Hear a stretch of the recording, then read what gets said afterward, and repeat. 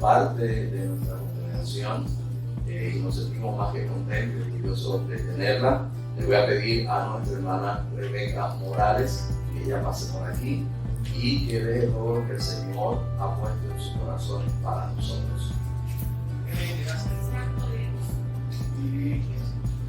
Dios les bendiga en esta mañana, hermano, mañana hermosa, preciosa que nos ha dado el Señor. Cuando usted ve la palabra y oye la palabra de enemigos, tenemos que buscar la definición ¿qué es un enemigo? Y cuando usted va al inteligente, al diccionario, dice que es una persona que se opone a algo o a alguien, que es contraria. Pero no solamente eso, hay que buscar que un enemigo tiene unas características.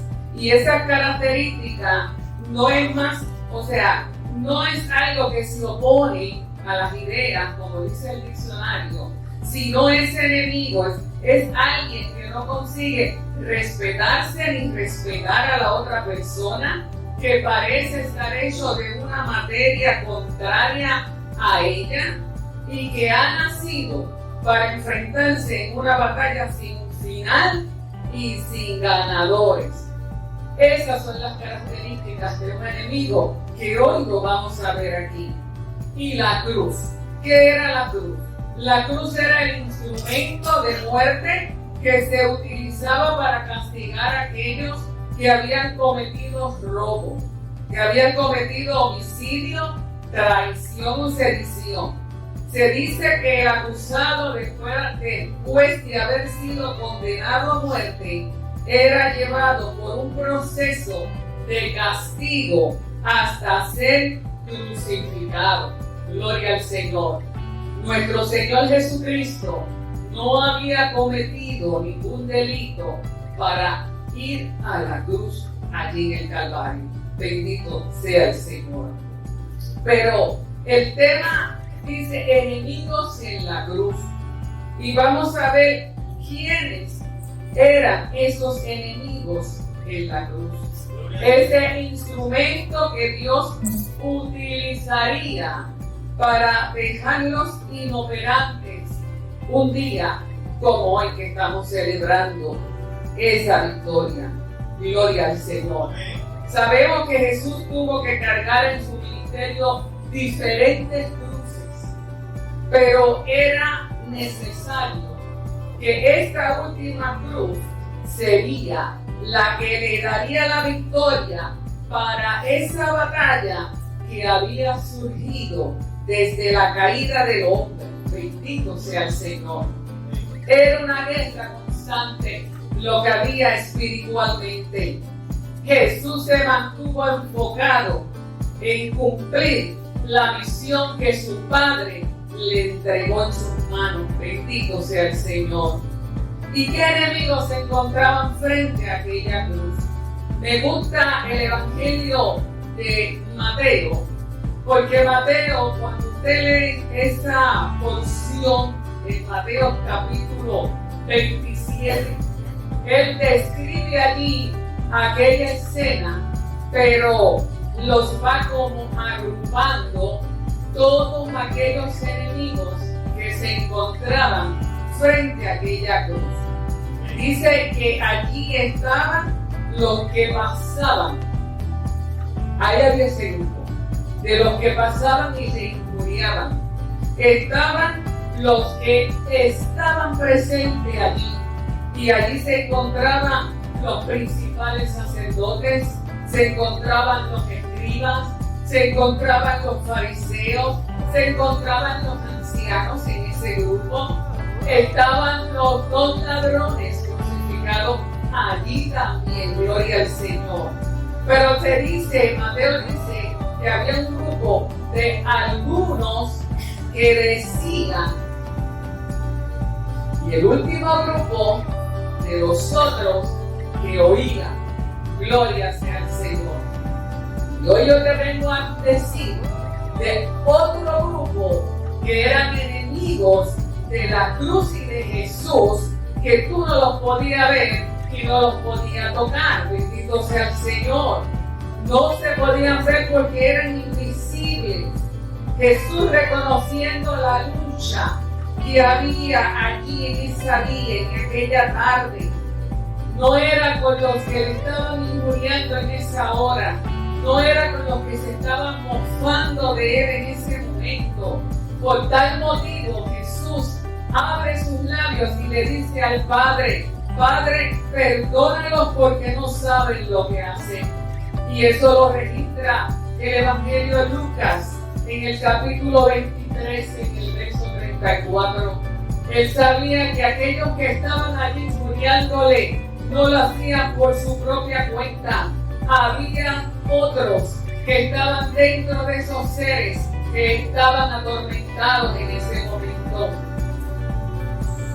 Él sabía que aquella humanidad había sido engañada, que estaba bajo el dominio de esos otros enemigos, y por tal razón actuaban así, de esa forma. Jesús había tratado con los hebreos, había tratado con los paganos, pero era el momento de tratar con ellos y cumplir la misión que el Padre le había entregado en sus manos. Pero ¿cuáles eran esos otros? Y allí empezamos a encontrar que estaba el sistema del mundo, aquel sistema que había surgido después de la caída del hombre.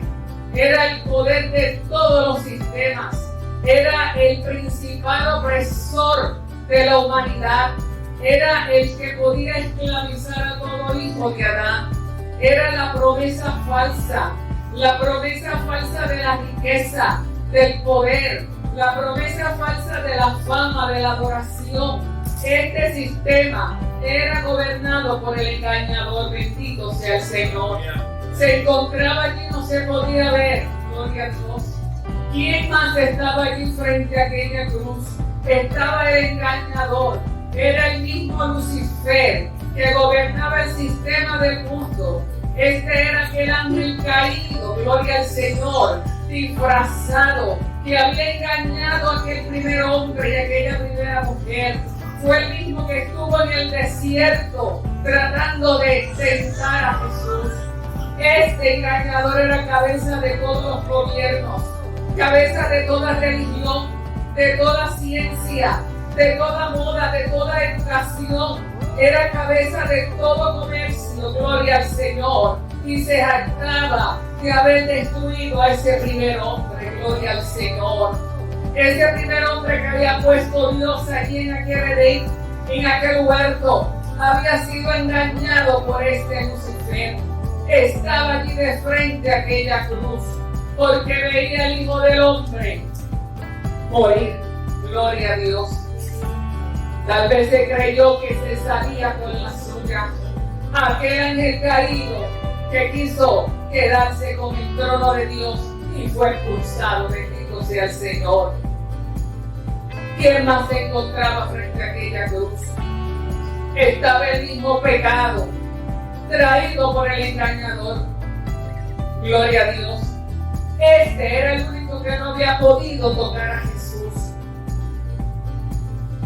Mientras Jesús estuvo en el ministerio, este pecado se le presentó muchas veces, pero no pudo tocar su alma, bendito Dios. Jesús no pecó en ningún momento. Estaba allí para ver a morir a Jesús, y trabajaba fuertemente para que Jesús pudiera pecar en aquel momento frente a aquel grupo de personas que le injuriaban. Pero lo triste fue que el pecado no pudo conseguir que él pecara, gloria al Señor. Tal vez el pecado decía, bajo la presión que estaba, a maldecir a este pueblo. Pero no, Jesús estaba enfocado en esa misión de redención. Bendito sea el Señor. ¿Qué otro enemigo se encontraba allí? Se encontraba la ley frente a aquella cruz. Era aquella que los hombres no podían cumplir por la lista interminable que tenían. Ya no eran los 10 mandamientos, sino que sumaban 613 cosas que el hombre debía o no debía de ser. Y no solamente eran esas 613 que se debía o no se debía hacer, Eran también las lunas, los meses, las semanas, las fiestas, el sábado. Todas estas cosas eran necesarias para la salvación del hombre. Lo mismo que el hombre no podía cumplir, gloria al Señor, eran aquellas que los religiosos habían interpretado mal. Era esa carga que se imponía a los hombres día y noche, que no se podía cumplir, bendito sea el Señor. Era aquella que los religiosos en su corazón, el engañador había anidado, celos, envidia, contienda y qué otras cosas más.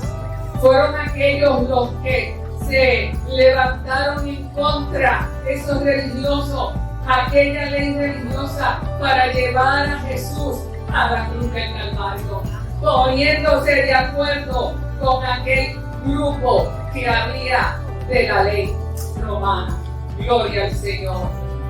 Gloria a Dios. Pero ¿quién más estaba allí por último? Porque hay 4 mensajes más, 3 más. Gloria al Señor. Y el pastor traerá el resumen. Gloria al Señor. Por último, ¿quién estaba frente a aquella cruz?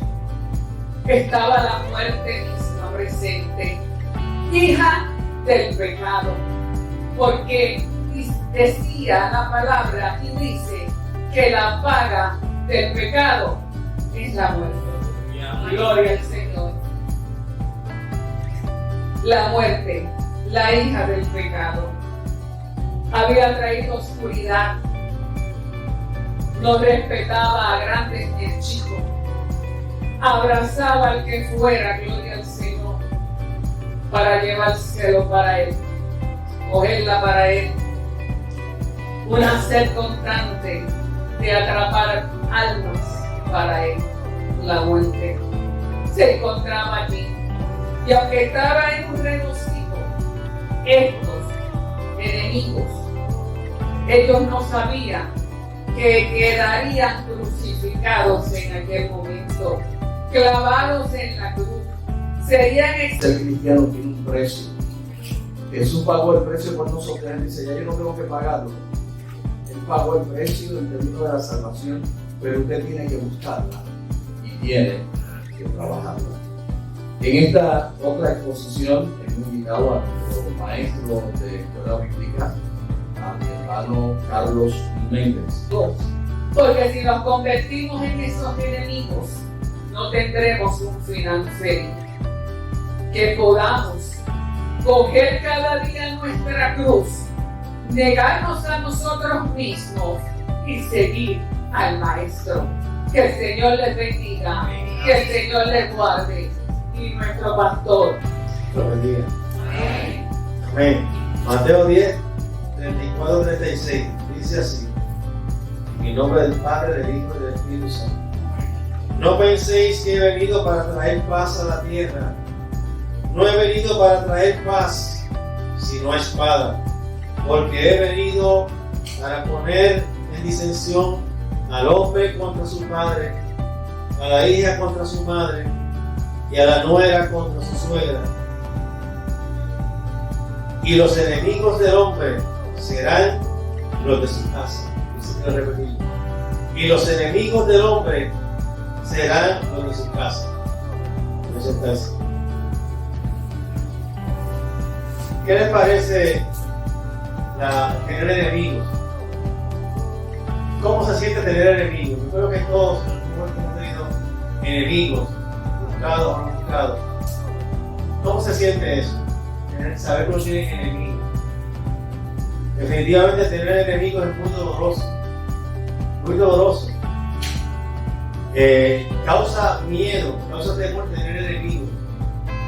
Porque tú sabes que hay personas que quieren tu mal, que desean desgracia para ti, que desean lo peor para ti, personas que te acechan, personas que te odian, quizás te sientes muy doloroso.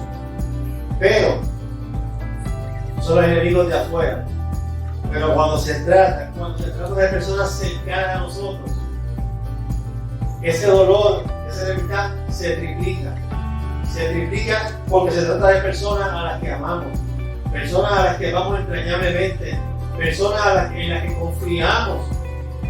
Y eso es lo doloroso. Cuando confiamos en personas, sea familia o amistades, o personas que tú confías en ellos y te hieren, personas que tú las amas y te dejas de hablar, por ejemplo, es doloroso. Peor mucho cuando son enemigos adentro de la familia. Se triplica el dolor. Las heridas de los enemigos de adentro, las de los enemigos de adentro, penetran el alma y perduran por mucho tiempo. Cuando son enemigos de adentro. Y sabemos lo que es eso cuando alguien en la familia se enoja contra nosotros. ¿Verdad? Algún vecino, algún amigo de años, de momento, por la razón que fuera, se enoja. Es triste todo eso, duele mucho. Cuando Jesús, nuestro Señor Jesucristo, también experimentó, tuvo muchos enemigos fuera de su entorno, pero también experimentó la enemistad dentro de su propia familia. Sus propios hermanos no creían en él. Experimentó esta enemistad en la familia y también dentro de sus allegados, más allegados, los discípulos. Lo sabemos. Jesús, mientras estaba colgado en esa cruz, en ese madero, mientras estaba pasando su pasión, colgado allí, sufrió, miren, las críticas de las personas que estaban allí, críticas y burlas, le escarnecían. Escarnecer es burlarse, las burlas, humillación total. Sufrió esas burlas de los enemigos, y estos enemigos no eran de la cruz, sino eran enemigos en la cruz. Nuestro Señor pasó por todo eso. Sufrió las humillaciones de aquellos que estaban allí como testigos de su humillación y su sacrificio. Aquellos que le escarnecían, como dije, y ¿qué hacían? Él, colgado en la cruz con los dos malhechores, se reían de él, se mofaban de él. Recordemos que Jesús estaba desnudo completamente. Era como si fuera un circo eso allí para ellos. Burla. Fíjense que, no sé por qué los seres humanos nos divertimos, siempre nos divertimos con el mal de otro. ¿Se han fijado? Nos divertimos con el mal de otro. ¿Por qué? En las peleas de boxeo y de lucha libre. Mientras más nos haya, más nos divertimos. Nos divertimos con eso. Alguien se cae, nos burlamos, nos reímos. En ese momento sus discípulos, sus más allegados, se constituyeron sus enemigos en la cruz, porque de hecho no estaban en la cruz. Los discípulos todos abandonaron a Jesús en su peor momento, excepto Juan. Todos los demás le abandonaron. Así que yo digo que fueron enemigos que no estaban en la cruz, pero fueron sus primeros enemigos, sus propios discípulos. Y es posible que hoy los juzguemos y digamos, son discípulos, qué malos, mira, lo abandonaron, lo dejaron solo en su peor momento. Pero ¿y nosotros? ¿Será posible que hoy día nosotros también dejemos solo al Señor en algún momento, de alguna forma?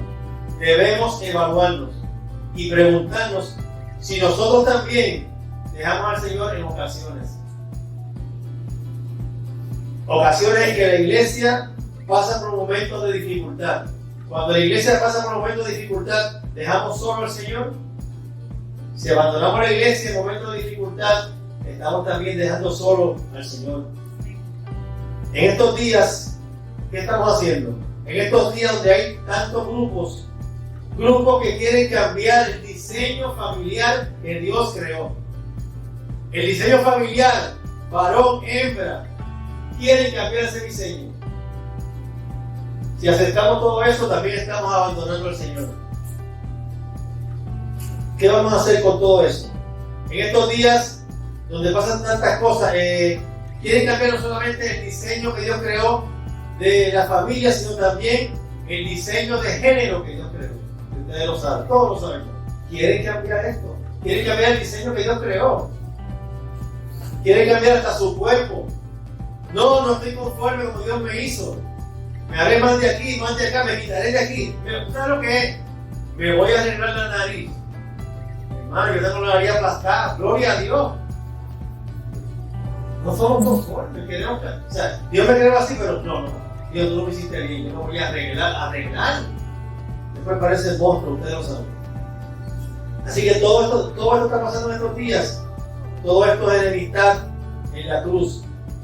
Quiere decir que sí, aunque no lo creamos, nosotros podemos ser enemigos en la cruz. Podemos ser enemigos en la cruz cuando por cobardía aceptamos lo que el Señor rechaza. No podemos aceptar lo que el Señor rechaza. Si el Señor lo rechaza, nosotros también tenemos que rechazarlo. En ese momento, como dijo nuestra hermana Rebeca, sí, había enemigos en la cruz, en la crucifixión. Pero Jesús, a pesar de las burlas, dijo al Padre, perdónalos porque ellos no saben lo que hacen. Allí, al pie de la cruz, había otros enemigos, los soldados. Había unos soldados al pie de la cruz. Gloria a Dios, estamos en directo. Porque no se dice en vivo, se dice en directo. Así que, había unos soldados, ¿qué hacían? Repartiendo sus vestidos, echando suertes. Fíjense esto. Estos soldados no mostraron compasión por el Señor, pero sí mostraron interés en obtener algo de Él, en obtener algo del Señor. ¿Y nosotros? ¿Será que venimos a la iglesia para darle al Señor o para ver qué podemos obtener de Él? ¿Será que venimos a la iglesia para dar o para ver qué podemos sacar de la iglesia? Dejamos a nuestro capellán, nuestro hermano Rey Delgado. Dios les bendiga, amados hermanos. Es un gozo, un honor, un privilegio realmente que me concede Dios y mi amado pastor de estar parado en este santo lugar. Realmente lo es. Estaba reflexionando en las meditaciones previas que se habían dado y hermana Rebeca, es interesante, pastora, cómo nosotros pensamos que podemos hacerlo mejor que Dios, sin darnos cuenta que posiblemente nos estamos convirtiendo en enemigos de la cruz. Y es ahí precisamente lo que mencionó mi hermana Rebeca en un momento dado, y ustedes lo van a recordar, donde ella mencionó lo de los 613 mandamientos. O sea, Dios nos da 10 mandamientos y el hombre los cambia por 613. Si 10 eran imposibles de cumplir, ¿cómo pretendían entonces los hombres que 613 se pudieran hacer? Interesante, ¿verdad? Lo que realmente hacemos. Filipenses 3:18, Yanira, para los que les gustan seguir las escrituras, dice en el nombre del Padre, del Hijo y del Espíritu Santo, porque por ahí andan muchos, de los cuales os dije muchas veces, y aún ahora lo digo llorando, que son enemigos de la cruz. ¿Qué significa ser enemigo de la cruz? O los enemigos ante la cruz, como decía el pastor. Es un tema que me encanta, es un tema relevante, es un tema que me apasiona. De hecho, yo no uso mucho prendas, así que lo que uso es pues, el aro, el reloj y una cadena que me dejó mi papá, que le regaló su hija, mi hermana. Y él, una vez que lo estábamos limpiando, bañando, él me la prestó para que no se perdiera y me dijo, déjate la puerta de una vez. Y yo le puse una crucecita porque la cruz siempre me ha apasionado. Y es tan interesante porque yo creo, y en estos días que he tenido la oportunidad de estar en algunos lugares, precisamente hablando sobre la cruz, lo trascendental que se ha vuelto esta cruz. Y hoy mis hermanos y mis hermanas han traído algunas predicaciones o reflexiones sobre algunos enemigos ante la cruz. Pero hoy yo quiero traerles precisamente en un breve tiempo lo que puede hacer que nosotros nos convirtamos en enemigos de la cruz. No me hace enemigo de la cruz, escuche bien, no me hace enemigo de la cruz que yo no reconozca, que yo no acepte, que yo no crea, porque ese es un criterio propio que Dios nos dio. Dios lo que quiere es que nosotros le sirvamos y nos acerquemos a Él por amor. Es lo único que Dios exige y pide de nosotros, que lo que hagamos, lo hagamos con amor. Fue en esa libertad de la creación, fue en esa libertad de habernos hecho hombre y mujer, que Dios nos dio el don de pensar y tener decisión y criterio propio. Y uno puede añadir acá, porque uno trata de arreglar esas cosas, usted sabe. de que pensando posiblemente, a lo mejor, yo no sé, porque yo no conozco el pensamiento de Dios, porque inescrutable es la mente de Dios. Imposible que yo conozca el pensamiento de Dios. Pero es posible que Dios pensara, pues yo lo creé, yo lo formé, yo lo hice alto, guapo, atractivo y abusador. Por lo tanto, Él no va a tener otra opción que no sea servirme, escogerme. Pero eso es el don que Dios nos otorgó, con riesgo o sin riesgo, de que nosotros pudiésemos decidir si nos acercamos o no nos acercamos a Dios. Así que lo que realmente me hace enemigo de la cruz, por lo trascendental de la experiencia de la cruz, es precisamente yo no tomar mi cruz. Yo negarme a sufrir. Yo negarme a sentir el dolor en mí y aún en medio de la tormenta poderle reconocer y sentir su paz. Recientemente, en el trabajo que realizo, tuve un señor 91, 92 años, lúcido completamente, con su mente clara, pero un cáncer metastizado en todo su cuerpo que estaba haciendo estragos. No había morfina, no había fentanil, no había Tylenol, no había Panadol, no había nada que le quitara el dolor a este hombre. Nada le quitaba el dolor. No importa lo que le pusieran, siempre tenía dolor. Había sido veterano del ejército, de hecho de la guerra de Vietnam, sobreviviente. Y este hombre me decía, capellán, yo no aguanto este dolor, no quiero gritar, pero es que mi dolor grita más duro que yo, es más fuerte que yo, no lo puedo resistir. Así que los gritos y las quejas de dolor de este hombre eran realmente impresionantes. Como capellán, asesor espiritual, yo estaba tratando de buscar una respuesta razonada a su dolor y a su sufrimiento. Y le soy honesto, la fe fue confrontada, porque no había nada que yo le pudiera decir a este hombre que aliviara o calmara su dolor. Y un día, llegando a la casa, llegando a la casa, recuerdo que me detuve en la entrada principal de la casa, pasar la puerta, me detuve y al frente había un rosario inmenso. Las camándulas, se dice así correctamente, hermano, se dice así. Las camándulas eran enormes, grandes realmente, como los bolines. El libro de Juan, el capítulo 18,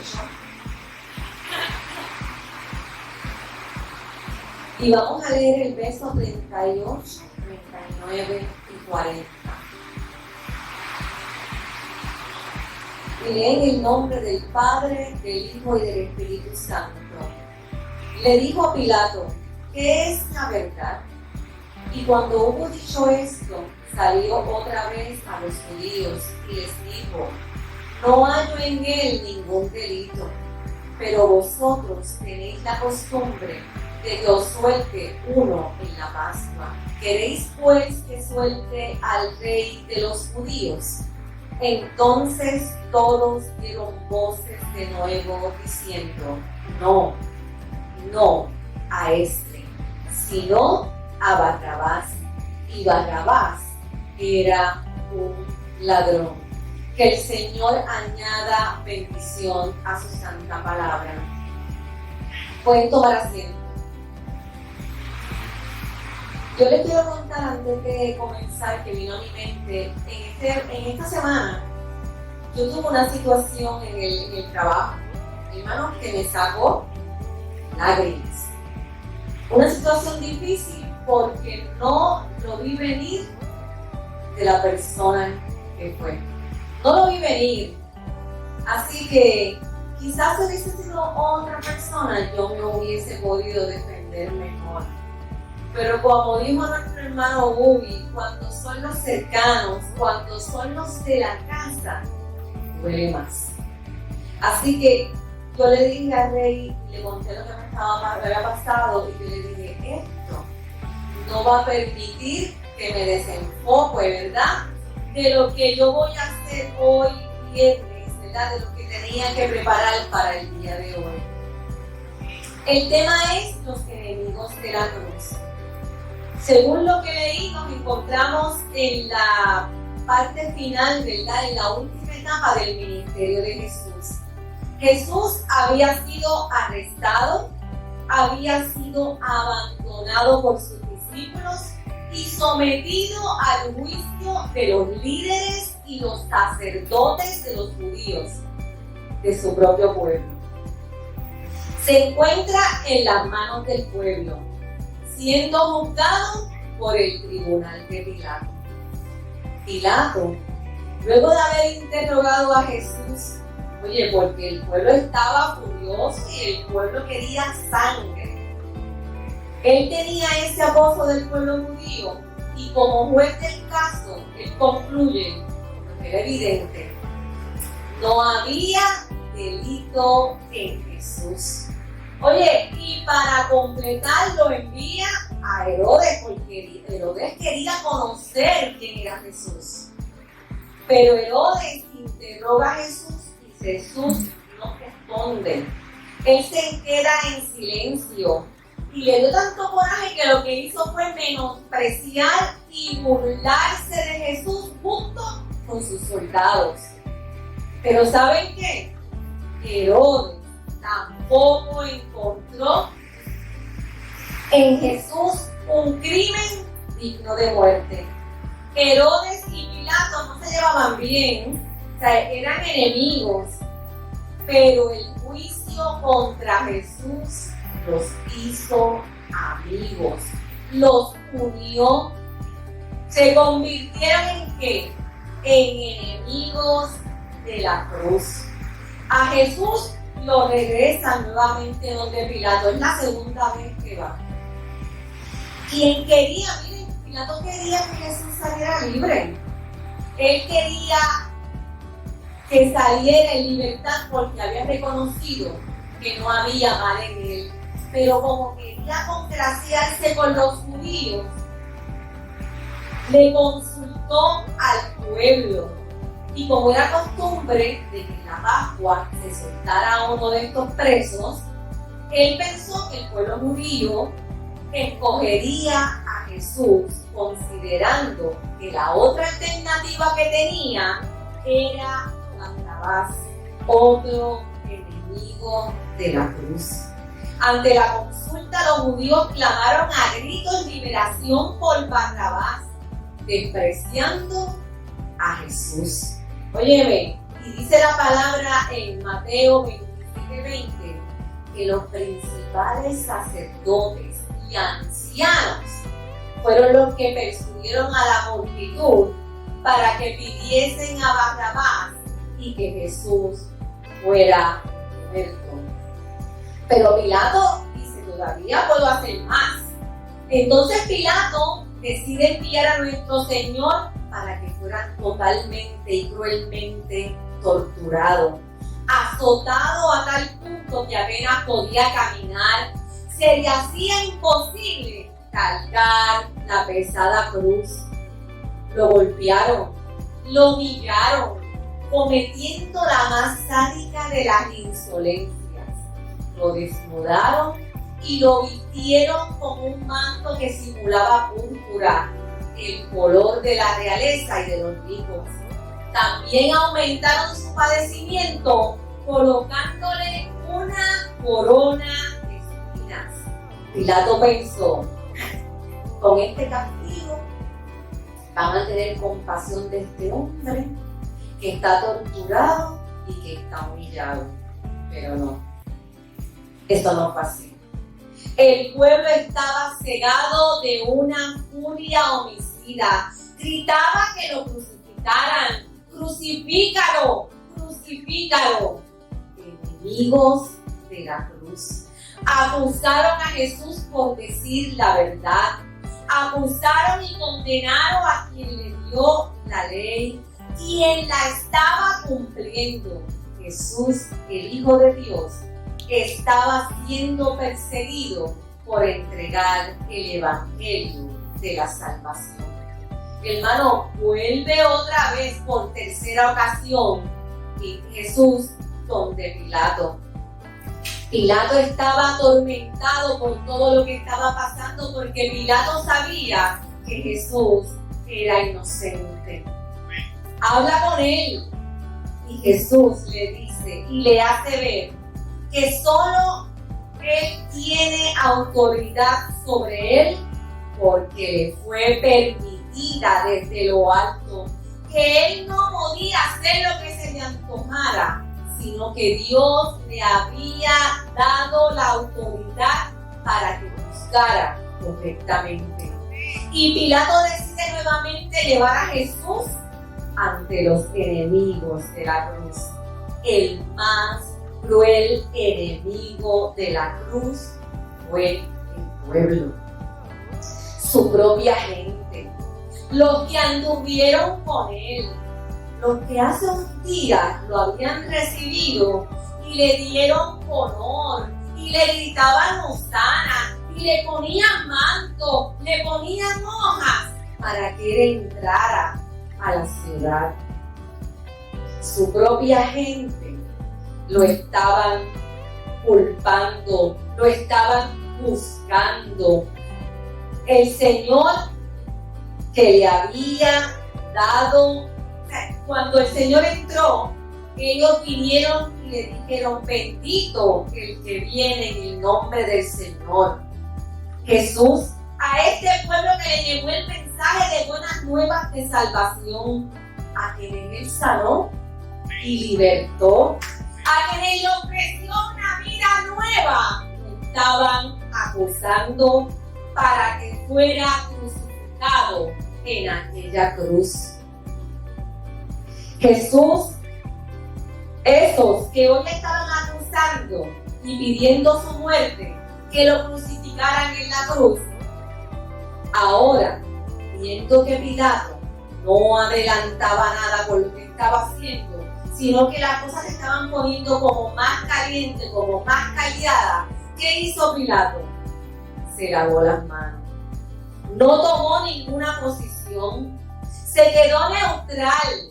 La neutralidad de Pilato fracasó por completo. Sucumbió finalmente a la intimidación de ese pueblo y le entregó a Jesús para que lo crucificaran. ¿Y sabe lo que dijo Pilato? Inocente soy de la sangre de este justo. Allá vosotros. Y le dejó la decisión al pueblo. ¿Y sabe lo que la gente dijo? ¿Y sabe lo que dice Mateo 27, 24, 25? Y la gente le respondió a gritos: nos haremos responsables de su muerte, nosotros y nuestros hijos. Pilato trató de desligarse de la muerte de Jesús, pero todavía hoy día quedó ligado a la muerte de Jesús. Barrabás representaba todo lo contrario al Mesías. Barrabás era el esfuerzo de un hombre por conseguir la salvación y la liberación de las cadenas y alcanzar un mundo mejor para su pueblo. Él le ofrecía al pueblo una libertad del imperio romano, pero era en el plano terrenal. Mientras Jesús le ofrecía a su pueblo otro tipo de salvación, el perdón de pecado, le ofrecía cambiar su vida, la salvación de su alma y una vida eterna. Jesús vino a quitar la maldición del pecado que pesaba sobre el hombre y sobre la creación. Gloria al Señor. Qué triste ironía. Mientras Jesús estaba arrestado por dar vida, Barrabás estaba en la cárcel por homicidio. Mientras Jesús, el justo, nunca hizo ningún mal, Barrabás merecía plenamente estar allí por cometer ese homicidio. Mientras Jesús era el enviado del Padre para dar salvación al mundo, Barrabás buscaba sus propios medios para salvarse a sí mismo y a los suyos. Los judíos demostraron su maldad y su hipocresía al despreciar al Mesías y gritar la liberación de este homicida. A este pueblo cruel, porque era cruel, oye, porque si los judíos, habían unas profecías que este Mesías iba a venir, y esta gente, aunque ya sus padres y su generación anterior había quizás muerto, ellos conocían y sabían que venía un Mesías, gloria al Señor. Pero este pueblo cruel se le añaden y se le unen los cobardes. Si hubo alguien en esa multitud que apoyaba a Cristo, nadie se enteró. Y yo entiendo que sí lo hubo. Allí estaba su madre, allí estaba Juan, allí estaba María Magdalena. Pero ¿qué pasa? Que la voz de ellos se perdía en la voz de los que gritaban: crucifícale, crucifícale. Allí también estaban los que prefirieron callar o mirar de lejos, sin levantarse por Cristo. Estos fueron contados por la misma multitud que gritaba: crucifícale. Allí solo se escuchó una voz, la voz del pueblo que decía: crucifícale, crucifícale. Qué pasaje más terrible, pero a la misma vez glorioso. Terrible porque nos muestra la perversión humana, el fracaso más grande de la justicia de los hombres. Vemos a judíos y a gentiles, es decir, a la humanidad unida a su odio por el Salvador, al Dios que se hizo hombre para redimirnos de nuestros pecados. También porque nuestra dureza nos muestra nuestra dureza de corazón del ser humano y el Padre que entregó a su Hijo. 3 veces Jesús fue donde Pilato. 3 veces Jesús le dijo al pueblo que ese hombre era inocente y que no encontraba ningún delito en él. 3 veces le declaró: he aquí su rey. Pero el pueblo no recapacitó, se convirtió en enemigos de la cruz. Dios le presentó al correcto y los judíos escogieron al equivocado. Glorioso, porque allí se llevó a cabo el mayor acto de amor por la humanidad. Gloria al Señor. A veces yo me pregunto, y a veces ¿sabes que uno quiere ir a Israel para ver, ay, la tumba vacía? Y si yo hubiese estado en aquel tiempo, y si yo hubiese conocido a Jesús, pero cuando empecé a escribir esto, yo decía: quizás yo hubiese sido parte del pueblo que dijo: crucifícale.